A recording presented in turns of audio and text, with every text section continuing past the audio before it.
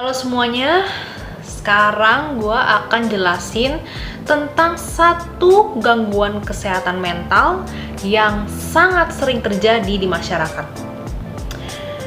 Apa itu? Gangguan anxietas atau gangguan kecemasan. Ini sangat banyak sekali yang terdampak ya, baik sadar atau tidak sadar. Dan biasanya terjadi pada perempuan. Lalu misalnya nih, kalau misalnya saya maju ke depan takut. Terus kalau misalnya mau mengambil keputusan cemas. Lalu ada masalah cemas. Apakah itu langsung dibilang gangguan kecemasan? Nah, jawabannya enggak guys. Jadi kecemasan itu ada dua, yaitu occasional, yaitu normal di kehidupan, dan juga anxiety disorder yang tidak normal. Nah, bedainnya gimana? Kalau kecemasan yang occasional itu terjadi hanya dalam waktu tertentu saja. Kalau misalnya ada masalah di pekerjaan atau sebelum ujian kamu merasa cemas, lalu saat membuat keputusan yang penting, ya itu masih normal. Tapi kalau misalnya lebih dari itu responnya, lebih dari cemas yang biasa, lalu nggak bisa hilang dan biasanya memburuk seiring waktu, nah itu baru kita sebut dengan gangguan kecemasan. Dan gangguan kecemasan ini dapat mengganggu aktivitas normal, yaitu mengganggu aktivitas pekerjaan kamu, sekolah, dan bahkan hubungan. Dan menurut penelitian oleh Borwin, dikatakan bahwa terdapat 33,7% populasi yang terkena gangguan kecemasan. Wah, besar sekali ya, 1/3-nya. Yuk, kita bahas hari ini. Dari yang gue baca, dari National Institute of Mental Health, ada 3 jenis kecemasan, gangguan kecemasan, 3 kelompok besarnya ya. Yang pertama itu kecemasan menyeluruh. Kecemasan menyeluruh itu apa? Jadi dia itu kecemasan berlebihan yang berlangsung hampir setiap hari, minimal 6 bulan, tentang kesehatan, kerja, hubungan sosial, dan kegiatan sehari-hari. Dan ini sangat bisa mengganggu kegiatan sekolah, sosial, dan juga pekerjaan.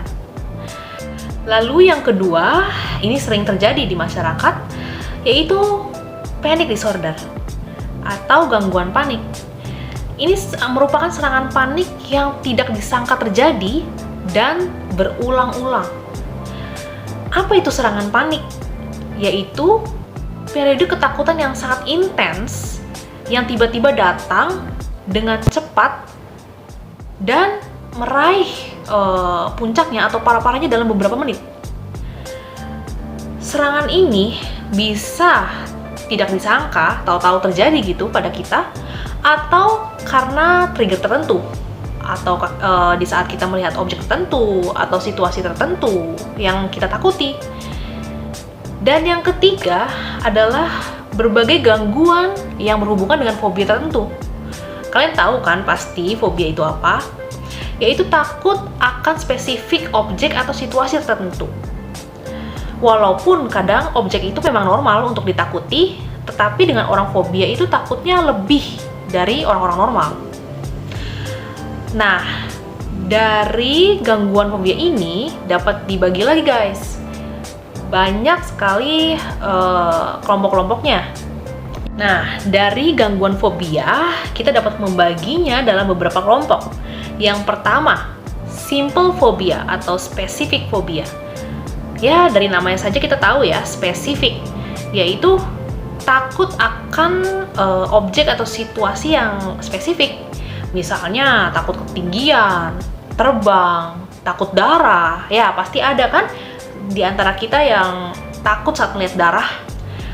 Nah, itu namanya specific phobia. Lalu, ada juga yang disebut social anxiety disorder. Ya, dari namanya saja kita tahu ya, sosial. Jadi, takut kepada sosial atau performance. Takut akan direspon negatif dari orang-orang sekitar. dan takut mereka jadi malu. Lalu ada juga yang disebut agorafobia. Agorafobia ini takut kepada 2 atau lebih hal-hal berikut. Yang pertama, di public transport. Kedua, di lingkungan terbuka. Ketiga, di lingkungan tertutup. Keempat, berdiri di keramaian. Dan yang kelima, jika ia berada di luar rumah sendirian. 2 atau lebih dari hal-hal ini kita bisa sebut agorafobia. Lalu yang keempat adalah separation anxiety disorder. Ya, dari namanya saja kita tahu ya, separation artinya pisah. Jadi orang ini takut terpisah dengan orang yang mereka sudah attach, yang mereka sudah dekat atau yang terikat. Takut terjadi apa-apa dengan orang tersebut. Kita bisa sebut itu sebagai separation anxiety disorder. Lalu, apa saja sih faktor risiko dari gangguan-gangguan ini, gangguan-gangguan kecemasan ini? Apa hal-hal yang bisa mendukung untuk terjadinya seseorang mengidap gangguan seperti ini? Jadi banyak, di mana mereka mempunyai temperamental yang pemalu sejak kecil.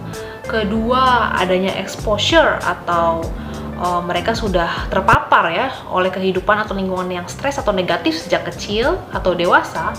Lalu ada riwayat anxiety atau kecemasan atau sakit mental lainnya di keluarga.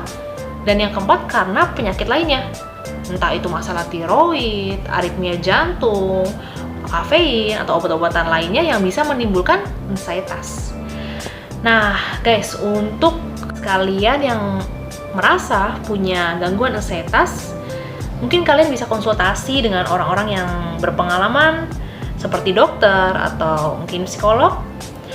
Ya, semoga hal ini dapat membantu membuka wawasan bagi kalian semua. Terima kasih.